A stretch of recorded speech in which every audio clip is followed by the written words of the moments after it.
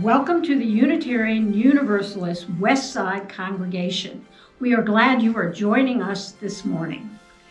I am Laurel Anderson, Service Associate. Our speaker today is the Reverend Dr. Nancy Hitt. Our service is titled A Real Winner. In it, we will be addressing the politics of winning and applying those insights to our current post-election politics. This is based on Principle 2, Justice, Equity, and Compassion in Human Relations, and Principle 5, the right of conscience and the use of democratic process within our congregations and society at large. Our service is also founded on Source 3, Wisdom from World's Religions, which inspires us in our ethical and spiritual life. We hope you will find your life's journeys mirrored and expanded in this program. As always, when we gather, we take a few minutes to catch up on what's happening in our congregation. Here's what you need to know this week. We are in the process of developing a community blog for our website. Each quarter of the year, we will choose a topic that you are invited to address. You may write poetry, a reflection, share a personal experience, or voice your opinion in an essay. You can write a little or a lot. We are trusting that we are all familiar with what's appropriate for a website blog. You can tell a funny story or share a joke. In another week or so, you will be given the final instructions on how to submit your contribution. Our first topic will be rights. You can address this from any perspective you like. We all have rights. We all want rights. We all have ideas about them. Over the course of the next quarter, we will publish our thoughts. This will be available to the public on our website. We hope you will all contribute. You should also check our website overall. Jay Kane has been working to update the information available there. There are pages for our committees and groups that are all being developed. Some have quite a bit of substance. Others are more obviously under construction. But please take a look. Your feedback is valuable. Please email Jay directly if you have any information that would be helpful to her. Our Westside Reads Little Free Libraries program has hit a snag. We're still pushing ahead with it, but the chaos that the Rio Rancho school system has experienced with the combination of on-site and online classes this fall has meant that this program is on hold. We still have lots of children's books, and we still need lots of little libraries built. If you'd like to get a head start on building one, please give Reverend Nancy a call or send her an email. It is probably a good idea to go ahead with the building the structures and storing them here on the ground so that they're ready when we need them. Reverend Nancy is in regular conversation with the school system. Here's a reminder. If you are viewing this video early on Sunday, November 15th, we have a town hall meeting scheduled for 12:30 p.m. Check your inbox for an email with a link to the meeting in it. See you there.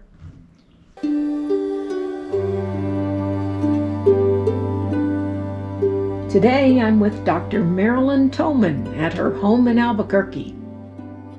Well, I've been a Unitarian for a long time.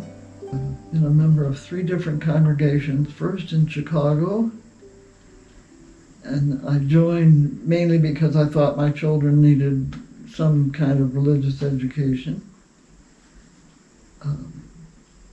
But then I stayed on because I thought I needed some spiritual help.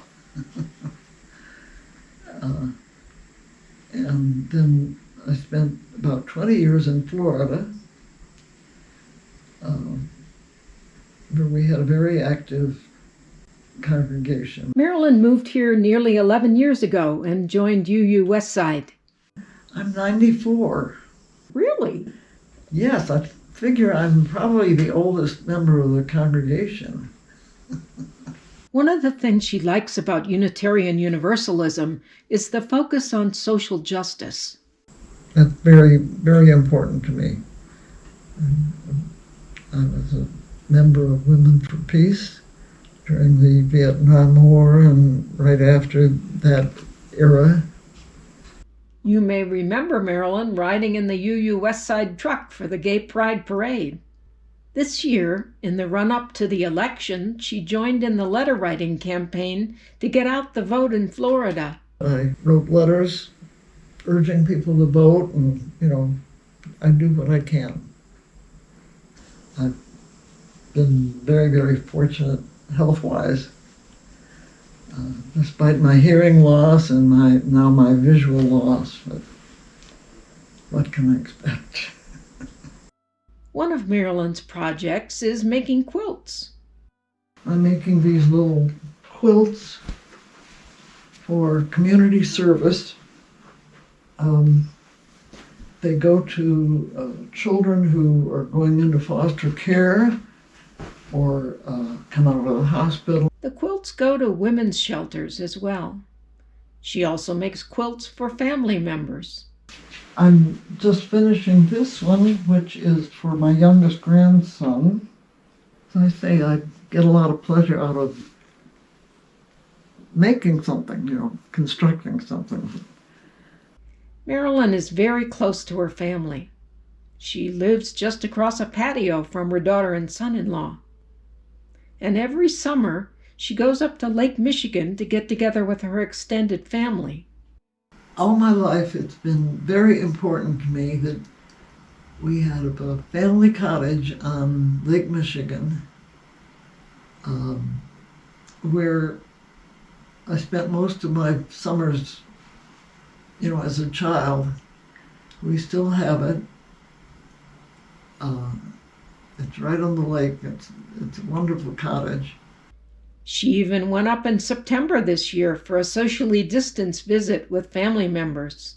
And of course, her little dog Nellie went along. She's almost 12, although she acts like she's 2. But she's a great companion anyway.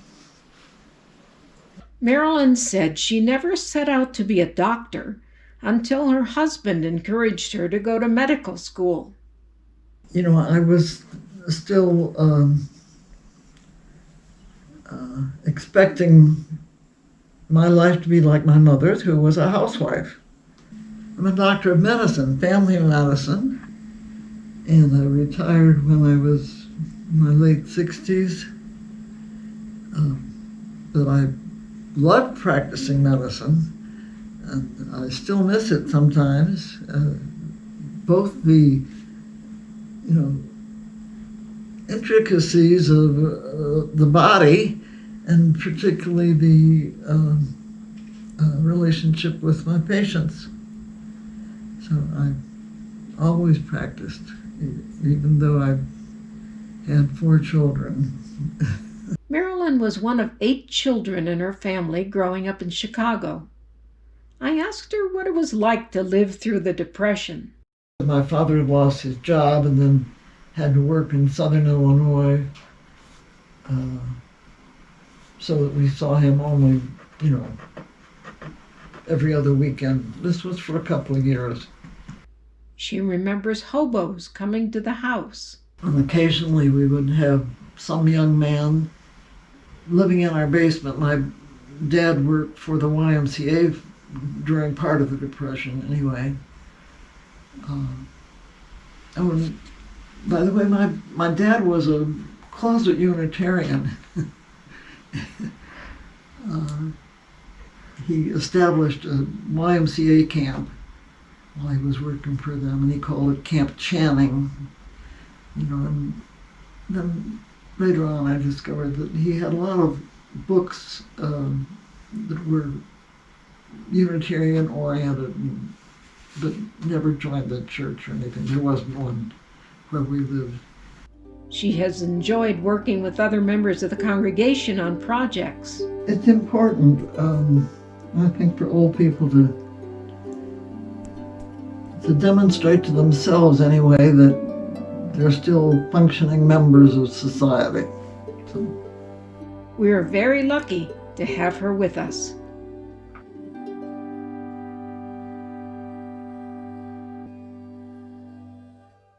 It's time now to light our chalice. If you have a personal chalice or candle at home, we invite you to light it with us as we repeat the words on your screen together. Every chalice flame looks the same. They all give heat and light.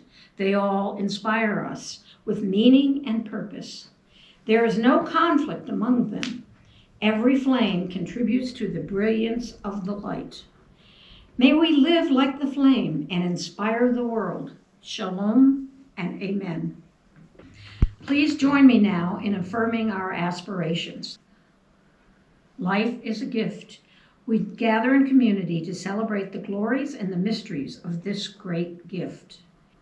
In the light of truth and in the warmth of love, we gather to seek, to sustain, and to share. Love is the doctrine of this congregation. The quest for truth is our sacrament, and service is our prayer. To dwell together in peace, to seek knowledge and freedom, to serve others in community, to the end that all souls grow into harmony with creation. Thus do we covenant with one another. Shalom. We come now to the time of sharing our joys and concerns together. Today, we also share in a moment of memorial for Bobby Howell. Bobby died last Thursday night, a casualty of the COVID-19 pandemic. Let us take a moment to remember her as we knew her here at Westside. We knew Bobby as the woman who diligently cleaned up the dishes after coffee hour, asking us if we were through with our plates, could she take them for us? We knew Bobby as the woman who sat in the last few rows of the pews on the western side of the sanctuary so she could sneak out early to get to the kitchen to start coffee hour. We knew Bobby as the woman who smiled at the babies who visited us, who asked their names, and who treasured their smiles back at her. We knew Bobby as the best patron the dollar store has ever had, who was generous with her purchases there, sharing them with us for holiday decor and special events, and just because she liked us. And we also knew Bobby as a woman suffering a wide range of symptoms from dementia, especially over the past 5 years. We knew she needed a lot of help and that it was hard for her to accept that. We light this candle in memory of her life. We will place the painted rock in our Peace River. During the past year of her life, while Bobby was in care in Albuquerque, I painted her fingernails every time I visited her. She insisted on the brightest, glitteriest nail polish the dollar store has on offer. Her nails were amazing. Like a Chinese empress, they grew to amazing lengths. Dementia diminishes a person's ability to make small talk, to be social. But Bobby was inordinately proud of her glitter-polished nails, and so I will be painting them here on this pink rock for her as a permanent memorial to the good times that we had. Shalom, and blessed be Bobby. We have just a few other joys and concerns to light candles for this week. If you have a personal candle at home, draw it closer to you now. I will invite you to light it in company with our last white candle later. We light a candle of joy this week for Bram, who, even as we are here taping on Thursday, is having the testing done to prepare for pain-relieving surgery. May the testing go smoothly and bring back the hoped-for results. We light a candle of concern for the Rio Rancho public school system as they struggled to provide a good education for their students throughout the pandemic. For teachers and students and administrators and cleaning staff, for parents and child care workers, and everyone who contributes in any way to meeting the needs of the children, we hope for success despite the pandemic and the changes it has brought. For all those who are suffering with the COVID-19 virus, we light a candle in support of their lives.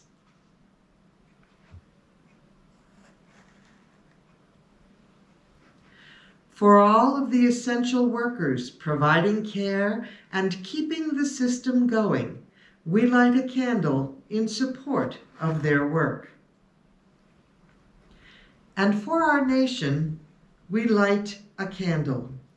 We light a candle for both joy and concern for all of the responses to our recent election. May we release our grip on identifying winners and losers and work to build a new nation together. Lastly, I invite you to light your personal candle at home as we light our last white candle here for all that remains in the privacy of our hearts and minds. Shalom. We light our red candle in memory of the lives and in honor of the struggle of all persons suffering from racial violence and oppression. May we work together to eliminate that reality from our lives. Shalom and amen. Join me in a moment for centering. I invite you now to sit back and relax wherever you are. Be as comfortable as possible, uncrossing your ankles, knees, and wrists, letting the energy flow through your body unimpeded. Focus on your breathing, breathing fully and deeply, slowly filling your lungs with life-giving air, slowly releasing it back to the atmosphere. Breathe slowly and deeply, in and out, relaxing into yourself. Let your mind's eye bring you an experience of being a winner. A time when you received praise, perhaps an award. Maybe people cheered. Revel in the strength of feeling right and strong. Float on your joy. Know that this can never be taken from you. The power of this affirmation is yours. Allow yourself to float gently back into the rhythm of your breathing. Still relaxed, full and deep, energized. Return your awareness to your current surroundings.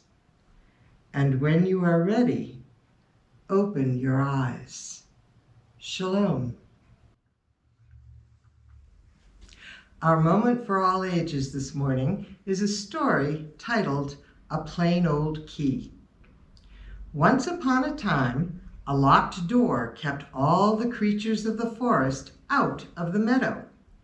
They had learned a lot of tricks for living in the forest, but they longed for the open spaces and different fruits and vegetables the vast meadow had to offer. They caught glimpses of it through the wall from time to time, and the birds dropped small pieces of fruit to them, too. Finally, one day, a contest was held. The wise old owl, Olivia, announced that every animal was invited to participate. They could all put something with their sign on it into a large box. One talisman would then be picked out of the box. Whoever that item belonged to would be able to choose the key to try and unlock the door in the wall. Olivia explained, "There are 3 keys. Only one of them will open the door and let you into the peaceful meadow. You will need to think about which key to pick and why." So all of the animals brought something to put into the box.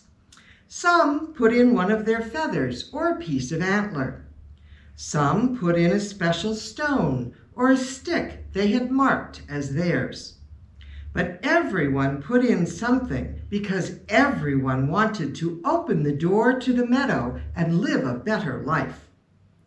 When all the items were in, Olivia closed the box and the bears picked it up and shook it to mix everything up.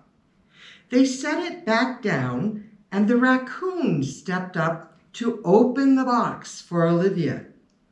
He lifted the top as far open as it would go. Olivia closed her eyes and picked out an item.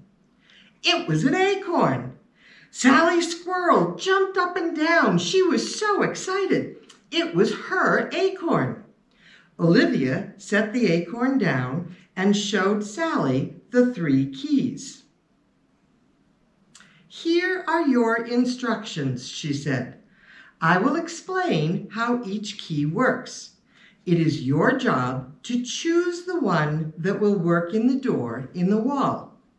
Sally Squirrel nodded her head. She was really quite bright and she really wanted to help. Olivia held up a flat, rectangular, plastic object. It had a silver stripe down one side and a small silver chip near the edge on the other side. "This is a key card," said Olivia. "It can open many doors that have valuable things on the other side." Sally Squirrel nodded her head. She could tell that anything behind a door that called for that key might be very valuable indeed. Olivia put the key card down and picked up the next key. "This is called a house key," she said. "Just like every other house key, it can be the opening that unlocks many amazing things." Sally Squirrel nodded her head again. She'd seen this kind of key before. Last, Olivia picked up a small black plastic box-like key with buttons on it. "This is a key fob," she said. "This has buttons that control the different functions of the thing it unlocks. It also makes the lock chirp, almost like Charlie Chickadee does when it opens it." She put it back down beside the other 2 keys. "Now, Sally Squirrel," she said, "you must choose which key to use to unlock the door to the meadow." Sally Squirrel stared at the 3 keys. One was very old-fashioned and simple. One was new and a little bit fancy. And one was so new she'd never seen one like it before. It looked amazing. "Well," said Sally, "the house key is old, and so is the door in the wall. But I think that if that key worked, we'd have been using it right along instead of getting stuck on this side of the wall. And I know we all really, really want to get into the meadow and rest in the grass and eat some fruit. So I think it has to be one of the newer keys. The key card might fit, but I don't know. That key fob is pretty wild. It does a lot more than the other two keys. I know we've been waiting for a very long time to get into the meadow, so I think our best chance is with the latest and greatest key that does more than any other key. I choose the key fob. Sally Squirrel was thrilled by the cheering the rest of the animals made at her decision. Well, all the rest of the animals except Olivia Owl. She simply sat very quietly looking at Sally. But she didn't pick up the key fob.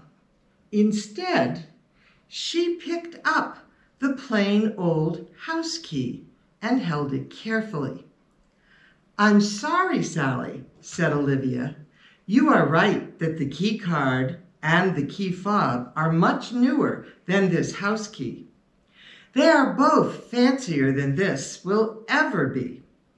But this is the key that works in the door to the meadow.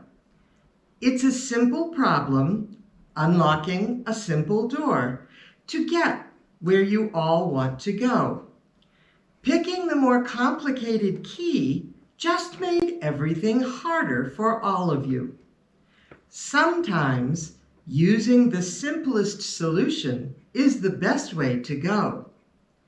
Remember that the next time you try to unlock this door."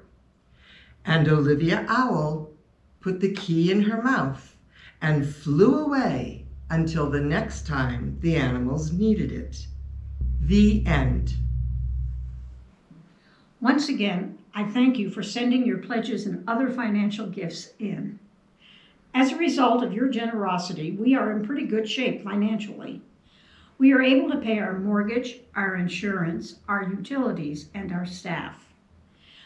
Oddly, despite the pandemic and its restrictions on our use of the building, our expenses are not remarkably different from the previous years. That's because our budget has always been a bare bones budget. That means your continual support is even more important since there's so little wiggle room to allow for adjustments. I thank you also for sending in your pledge information for 2021, which is shaping up to be another unusual year in which we can't predict exactly what we'll be able to do as a congregation. Whatever that turns out to be, we can't do it without you. So, thank you again for your loyalty and your generosity. You are keeping Westside alive. Shalom. I want to talk about the politics of winning today, which automatically implies thinking about losers as well. Since the beginning of recorded time, people have tried to figure out how to manage the interpersonal dynamics of winning and losing in such a way that they are not destructive. Oddly, ancient sources sound eerily similar to modern psychology. I am going to read to you the instruction the Jews hold sacred from over 3,000 years ago, and then share a few insights from the rabbis who commented on them down through the ages. Please bear in mind that these instructions do not come from the life story of an individual person. They come from the Lord, the God of Israel, and they apply to everyone in Israel. I am reading from the book of Leviticus, chapter 19, verses 15 through 18, from the Tree of Life version, a Messianic Jewish translation of the biblical text. It goes like this: "You are to do no injustice in judgment. You are not to be partial toward the poor, nor show favoritism toward the great, but you are to judge your neighbor with fairness. You are not to go up and down as a talebearer among your people. You are not to endanger the life of your neighbor. I am the Lord. You are not to hate your brother in your heart. Instead, you are to firmly rebuke your neighbor and not bear sin because of him. You are not to take vengeance, nor bear any grudge against the children of your people, but love your neighbor as yourself. I am the Lord. The ancient text is evidence that conflict has existed among people for centuries. It is also evidence that people have sought safe ways of resolving conflict and correcting one another when wrong actions are detrimental to society, no matter how old or modern that society is. This passage is still known to Jews today as the commandment to rebuke. 3,000 years ago, the Jews recognized that in order to maintain their social equilibrium, order needed to be kept with justice, equity, and compassion. While these are our 21st century you words, they are an accurate translation for the biblical mandate not to favor either the rich nor the poor, equity, not to act out of hatred or revenge, justice, and to treat others the same way we treat ourselves, compassion. Sadly, as a species, we haven't yet learned how to do this, nor have we accepted that this really is the only way to build a nation that is safe for everyone. It's not easy. It's very simple, but it is not easy at all. Instead of doing the hard, introspective work of becoming better human beings, it seems that many, if not most people, would rather look for superficial alternatives. We seem to prefer alternatives that nurture our sense of personal power, instead of being willing to spend our time examining our own hearts, our own consciences, and holding ourselves to a higher standard than our own ego. We'd rather settle for the simpler and more ego-gratifying might makes right, and then figure that anything we can mobilize around, that we can get others to agree with us about, is automatically right. It doesn't have to measure up to an external standard. It just has to appeal to a lot of people. Especially here in the US, we're very fond of voting as a means of establishing a majority and thereby claiming power. There's a certain logic to the system. If we're trying to establish a norm, especially when doing so means making changes, we know that the more people agree on what the new norm is, the better our chances of succeeding in establishing it are. And no tedious self-examination is called for. We just need to accumulate sufficient critical mass to overwhelm our opponents. They are then expected to embrace the new norm because they lost whatever vote was taken. Fewer people agreed with them, so they have less power. It appears to be a nonviolent way to make free decisions in large groups of people. But what this produces is a system of winners and losers. We all want to be among the winners. No one likes being a loser. If this is the only system at work among us to resolve difficulties and build our culture, we can easily find ourselves in rough shape. It looks pretty good on the surface. One person, one vote sounds fair and equitable. And if the matters being voted on were all equally constructive and valid options, that might be okay. But history has proven that that's not necessarily the case. Free, democratic, popular vote elections have resulted in some of the worst travesties of human leadership in history. Please remember that both Hitler and Mussolini were elected to power. Sometimes popular opinion is shallow, self-centered, short-sighted, and downright dangerous. Neither of those two leaders came to a good end, and neither did the people they led during their regime. But in both instances, superficial appeals to power and greed captured the people's imagination and prevailed in the popular vote that granted them power. Right now, our nation is severely divided.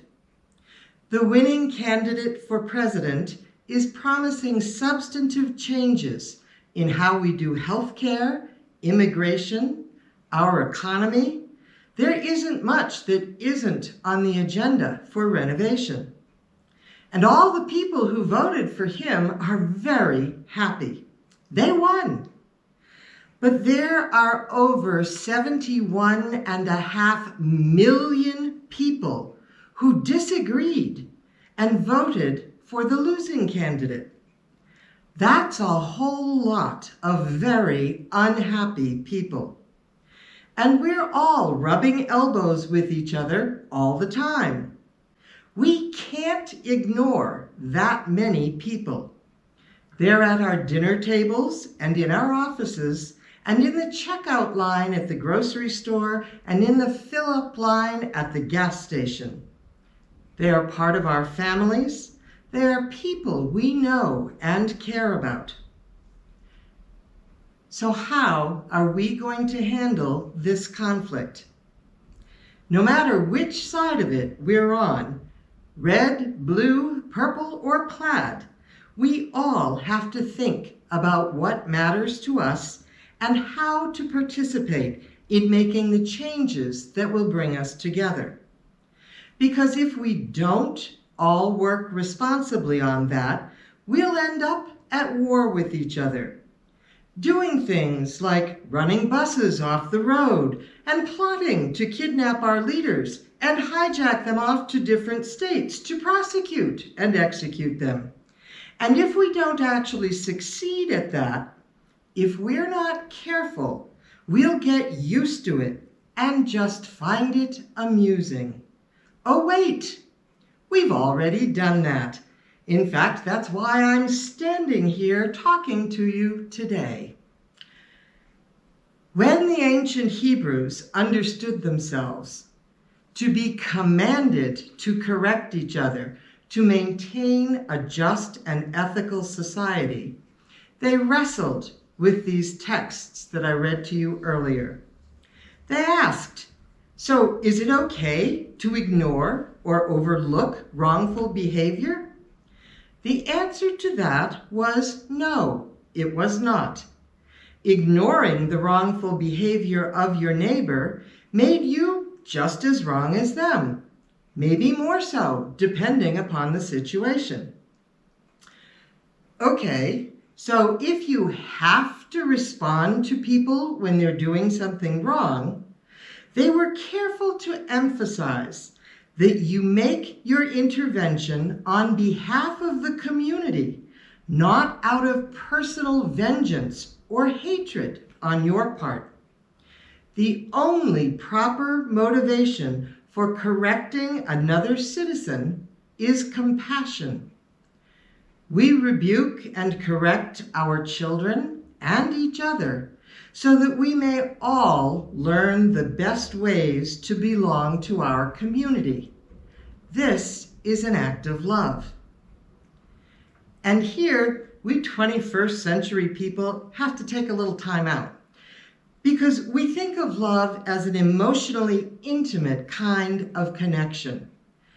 We're often heard to challenge the golden rule by protesting that we can't love someone that we don't even know well enough to like. We're a bit befuddled as to what those ancient people were really driving at. But you see, in the ancient world, as in our own, there were many ways to love, many different kinds of love. The Greeks had separate words for different kinds of love. One word described romantic love, another described divine love. Others described family and platonic kinds of love. So when we read this text commanding us to love our neighbor as ourselves, the love that is called for is based on behavior, not intimate emotions. We love our neighbors when we affirm their basic human worth and dignity in whatever we say and do in relation to them. Hence the further instructions not to rebuke a person in public, not to shame them or cause them to lose their standing in the eyes of others. Through the centuries, the rabbis gave very detailed advice. For example, your rebuke should not cause the other person's face to go pale. Your words should not make them dig in their heels or stiffen their spines against your words. Somehow, your words of rebuke need to come across as compassionate. And the reason they insist on all of this detailed instruction is so that neither the wrongdoer nor the person correcting them will be guilty of dividing or destroying community. The bottom line is that way before Freud or Jung or Erikson or any of our modern experts on the psyche, the ancients knew and taught that self-examination leads to compassion when responding to others. In fact, no one should rebuke another person who has not first examined their own motivations and prejudices. It's tempting to think that the recent election redefined the good guys and that their opponents are just going to have to get in line because the people have spoken and the majority rules and might makes right. Yeah, right. Might makes a mess. Carnage is not pretty, and the cost is far too high to indulge our political egos in trying to force one another to do anything. So, what's a conflicted people to do? Specifically, what's the winning faction of a conflicted people to do? Now, you're probably not going to like this because you already know the best thing to do. If we want to be real winners and not just the new bully on the block because we won, we're going to need to figure out how to lovingly rebuke, compassionately correct and redirect our opponents. It's not enough to agree to disagree and for each side of the political divide to just bide their time and wait till it's their turn to clobber their opponent with another way. That does nothing but keep enmity and warfare going. And in the process, both people and the planet suffer deeply as we focus our energy on our personal power plays instead of the real issues and real change, all so that those at the top of the heap can throw their weight around and feel virtuous doing so. If those who won the recent elections, red and blue, want to be real winners, we all need to engage more deeply with the issues and what's at stake for our opponents beyond a tally of personal power. The deep divide among our nation's citizens speaks to a radically different perception of what it takes to live safely in community, of what it means to be an American. The ancient sages knew self-examination and honesty about our own motives and goals leads to compassionate rebuke and the possibility of correcting our course constructively. If we want to build this nation, we need to examine ourselves and listen and learn about each other so that correcting our course succeeds in creating a healthy, safe community for everyone, not a new divide to rage over. We, too, perceive an ethical command to rebuke what is wrong in our world. The politics of winning needs to respond to the question, how can we negotiate this change without making 71.5 million people feel like losers? We need to ask them, what would it take to make this work for you? What's at stake that you can't afford to lose? And then the real winners will listen to the fears of their opponents and try to find a way to make changes that care for them too, even if it means not using that hard-won but temporary power to make it happen on their terms, their way. Those who won new power. They need to be very careful not to use it for evil, because it is the nature of power to boomerang at the first opportunity. Blessed be. Now again, this week, I invite you to share your response to our program. If you have questions about what you have seen and heard here, or comments or insights that you would like to share, I hope that you will. You may leave them in the comment section on our YouTube page or on our services webpage, or you may email me directly. Thank you. I invite you now to join me in extinguishing our chalices together as we speak the words on your screen. Though the flame is extinguished from our sight, the truths it illuminated still glow within our hearts. Together, winners and losers, may we change the world for good for all. Shalom and blessed be. May our lives reflect the ancient truth. May love for our neighbor, known as both friend and foe, always be manifest in word and deed. In your life, may love rule. Blessed be.